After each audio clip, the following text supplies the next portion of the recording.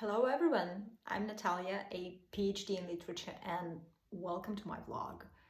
Today we're diving into A Worn Path by Eudora Welty. Stick around for an insightful exploration of the timeless tale. The plot of the short story is seemingly easy, but this is of course just at first glance. A Worn Path is a story about an old African-American woman who embarks on a difficult journey through the woods and fields to reach a town during a Christmas period. And as the narrative unfolds, she encounters various obstacles, including thorny bushes, a log, a creek crossing, a scarecrow, which frightens her. And as she goes, she reflects on her surroundings and she talks to herself, addressing imagined animals and recalling past experiences. We know that she's got a grandson, but until the very end of the short story, the purpose of her journey is actually unclear. But as she reaches the town, it becomes evident that the woman is on a mission. She needs to get the medicine for her grandson, who is apparently ill and who suffered from a throat injury caused by swallowing lye. And when she arrives at the doctor's office, the medical staff, they initially misunderstand her, taking her for a charity case. And then a strange thing happens. She forgets everything. After she's gone so long, the African-American woman forgets everything about the mission of her journey. And it takes her a while to recollect that she's got a grandson and who's ill and who cannot breathe. Well, eventually she receives the medicine and the story concludes with the old woman's intention to buy her grandson a windmill as a Christmas gift. And so she sets back home, keeping that intention in mind. This is actually everything about the plot, but of course the story is much more than just that. And a very important thing about it is the narrative structure. A worn path is organized as a journey narrative or a hero's journey. That's the type of the narrative which includes a hero who would go on an adventure, has to overcome numerous obstacles, necessarily has a moment of crisis, and then comes back home changed or transformed in this or that way.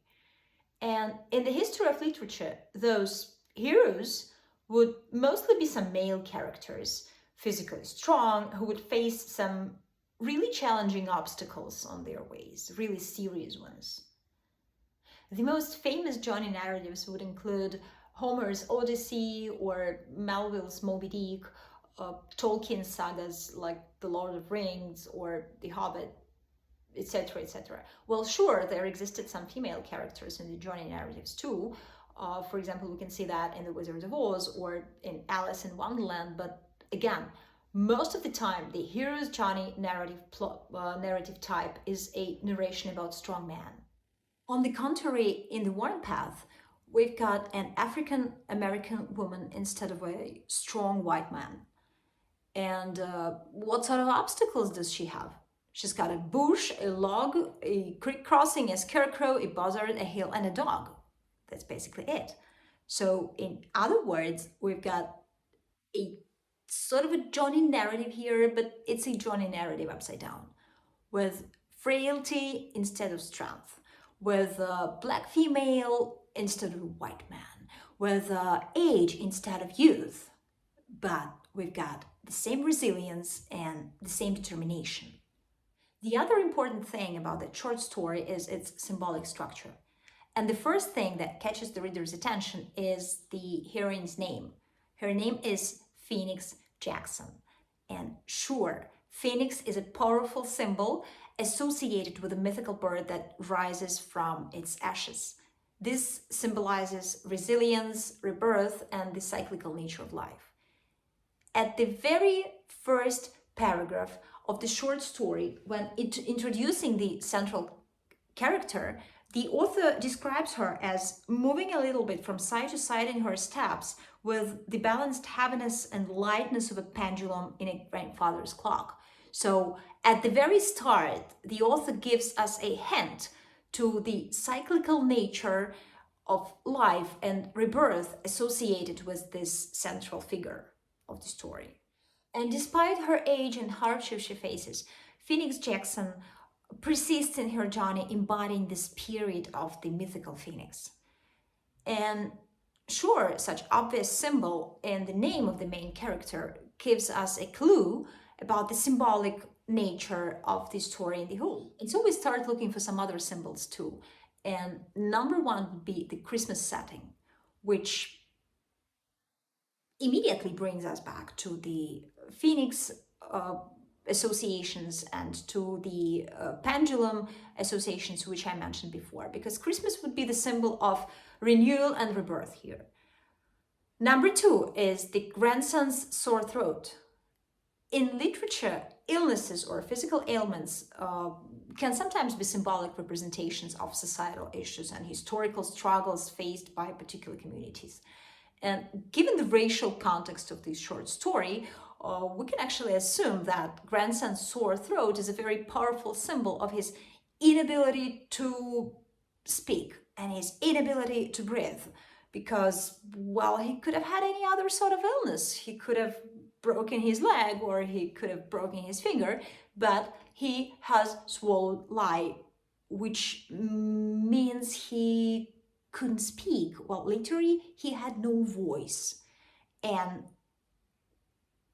which means he couldn't live, because obviously one can live without breathing.